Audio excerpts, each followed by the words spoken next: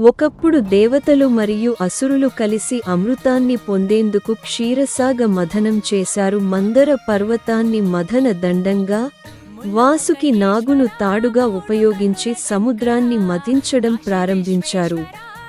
మథనం జరుగుతుండగా మొదటిగా ఒక భయంకరమైన విషం బయటకు వచ్చింది. ఆ విషాన్ని హాలాహల విషం అని పిలిచేవారు. ఆ విషం ప్రభావంతో ప్రపంచమంతా నాశనం కావడం ప్రారంభమైంది.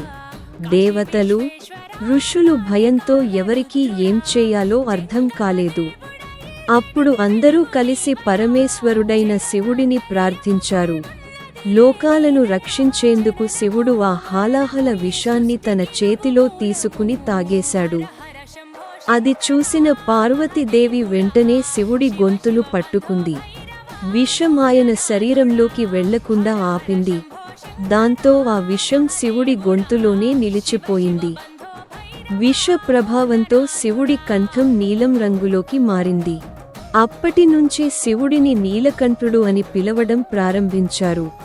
ఇతరుల రక్షణ కోసం త్యాగం చేయడం గొప్ప లక్షణం.